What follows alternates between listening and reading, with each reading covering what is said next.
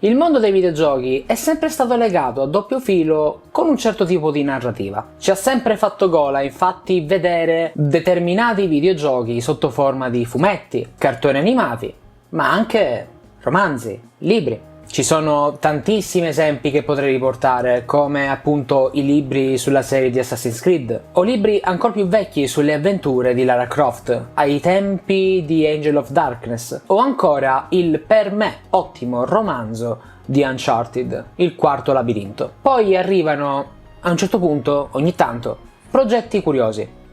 È il caso proprio di Prigioniero, il marsupiale più pazzo del mondo. Un'avventura Crash Bandicoot non ufficiale. Un libro realizzato da Michael Zupan e pubblicato niente poco di meno che da Mondadori Electa. In questo caso Electa Junior. Ma di cosa parla questo libro? Che cos'è questo libro? Ma soprattutto, che cosa significa un libro Crash Bandicoot non ufficiale?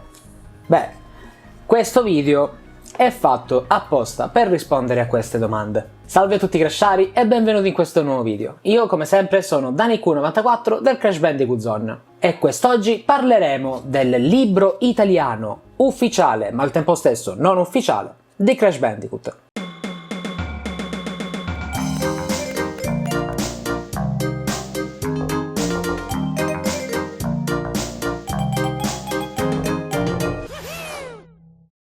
Non si può parlare di un libro senza parlare ovviamente della sua trama. Qual è la trama di Prigioniero, il marsupiale più pazzo del mondo? Andiamo a leggere il retro. Jason ha 10 anni e adora i videogiochi, anzi ne adora uno in particolare, Crash Bandicoot. Oh mio Dio, ma parla di me. E ogni pomeriggio condivide le avventure del suo eroe contro l'arcinemico, il malvagio dottor Neo Cortex. Un bel giorno la realtà virtuale del gioco lo risucchia, tra virgolette. Jason diventa così prigioniero del perfido scienziato sull'isola di Wumpa, ma riesce a realizzare il suo grande sogno, incontrare il mitico marsupiale. Basteranno il coraggio, l'astuzia e una buona dose di fantasia a riportarlo a casa sano e salvo? Bene. A giudicare da questa storia, possiamo confutare che questa trama è un isekai.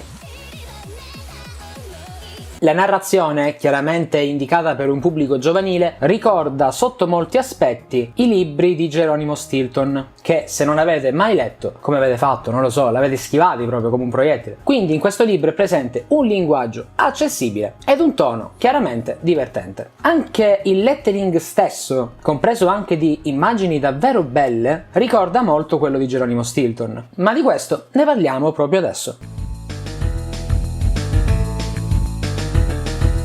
Le illustrazioni, curate da Isabella Graziani, rappresentano un mix tra lo stile attuale della serie, a maggior ragione quello di Crash Bandicoot Insane Trilogy, lo si può notare specialmente da Tiny, e l'influenza anche di varie fan art che circolano online. Questo approccio dona al libro un'identità visiva originale, rendendolo un prodotto intrigante per i fan del gioco e per chi cerca un'opera fuori dagli schemi. Curiosamente, Mondadori Electa è riuscita a pubblicare un libro di Crash Bandicoot senza incappare in problemi di copyright con Activision, la casa detentrice dei diritti su Crash Bandicoot. Questo aspetto ha sollevato molte domande, specialmente considerando alcune libertà creative adottate nella rappresentazione dei personaggi e dell'universo del gioco. Ad esempio, questo libro ha più riferimenti a Crash to Insanity rispetto a Crash Team Racing Netherfold, questo per dirne una.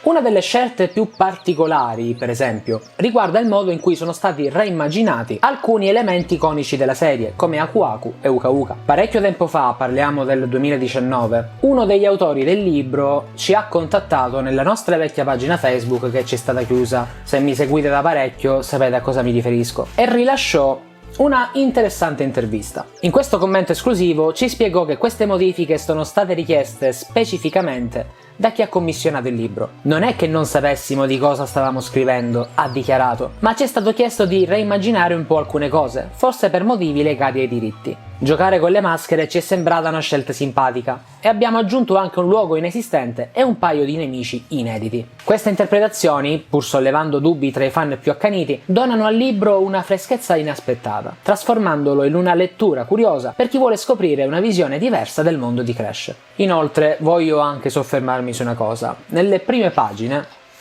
proprio lo apri, sfogli la prima pagina e c'è scritto dedicato a Leona ed io mi emoziono perché le dediche nei libri sono sempre un qualcosa di meraviglioso. Sul nulla, basato sul nulla, io mi sto emozionando sul nulla. Questo perché sono un tenero romantico, un inguaribile romantico. Ma ora, veniamo a noi. Cosa significa un libro Crash Bandicoot non ufficiale? Qual è la storia dietro tutto questo e come Mondadori non è incappata nei problemi di copyright? Mi sono informato sia sulla legge sia sul fair use e la risposta è sconvolgente.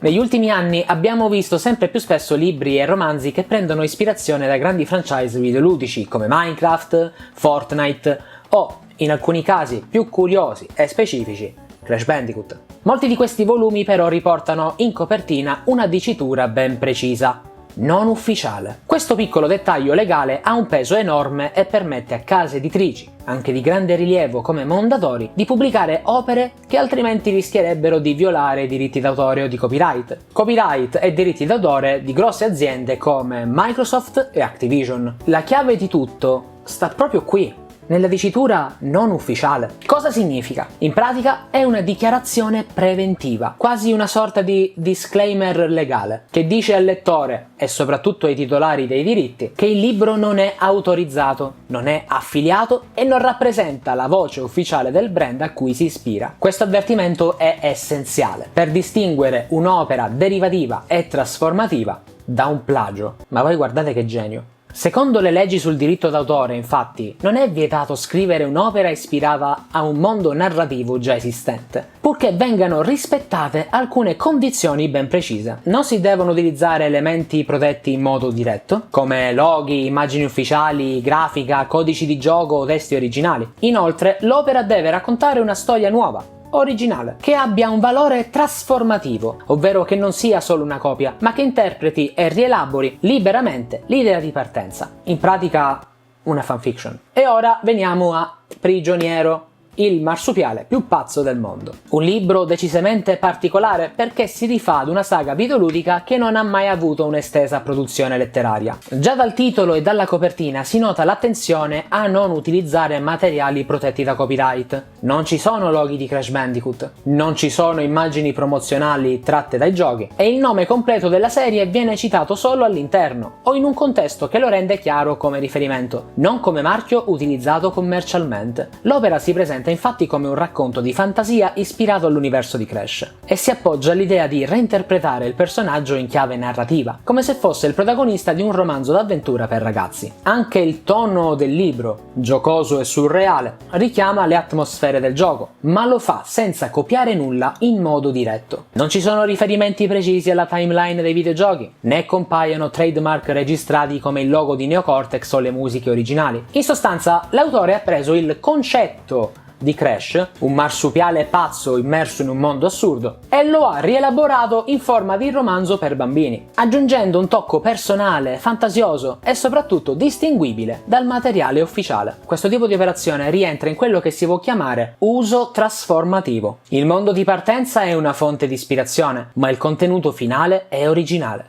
Poi si aggiunge che Crash Bandicoot non ha una grande produzione ufficiale in ambito narrativo, quindi non c'è nessuna linea editoriale di romanzi su licenza che questo libro potrebbe danneggiare. Allora capiamo perché Activision non abbia motivo o interesse a intervenire legalmente. Mondadori, dal canto suo, è un editore esperto e non rischierebbe mai una causa da una multinazionale come Activision senza essere sicura di avere le spalle coperte dal punto di vista legale. Proprio per questo la formula non ufficiale è stampata in bella vista e il contenuto del libro si mantiene sempre sul campo della libera espressione creativa, senza mai sconfinare nel plagio o nella contraffazione. In conclusione, Mondadori riesce a pubblicare libri come Prigioniero, il marsupiale più pazzo del mondo, grazie ad una accortezza legale, una scrittura trasformativa e una dichiarazione chiara e visibile di non ufficialità. È un equilibrio sottile, ma perfettamente valido dal punto di vista giuridico, almeno finché il contenuto resta nel territorio della fanfiction commerciale accettabile e non interferisce direttamente con i profitti o l'immagine della proprietà originale.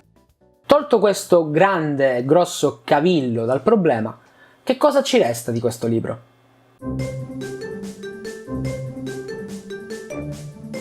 Nonostante infatti queste perplessità legate ai diritti e alla fedeltà dell'universo originale, Prigioniero, il marsupiale più pazzo del mondo, è una testimonianza della passione dei fan per Crash Bandicoot. La collaborazione tra Michael Zupan, Isabella Graziani e Mondadori Electa ha dato vita a un'opera unica nel suo genere, capace di incuriosire sia i nostalgici della saga che le nuove generazioni di lettori, target di riferimento per questo libro. Il libro è disponibile nelle principali librerie italiane e su Amazon. Potete trovare il link Amazon qui sotto nell'info box e anche sotto nei commenti. E potreste comprarlo magari.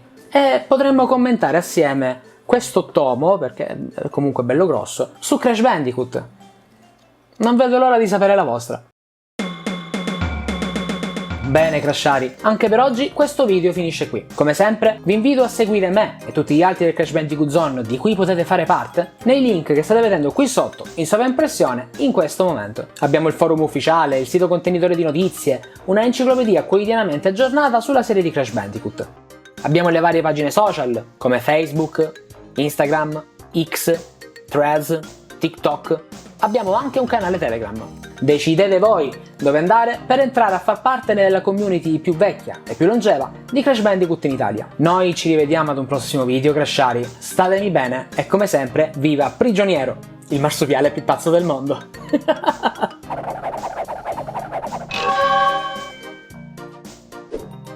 Se mai dovessero fare un CTR2, voglio assolutamente Jason come personaggio giocabile, perché è letteralmente Enrico 0DX versione ragazzino. Ora, Enrico, dimmi la verità, come hai fatto a finire dentro il libro?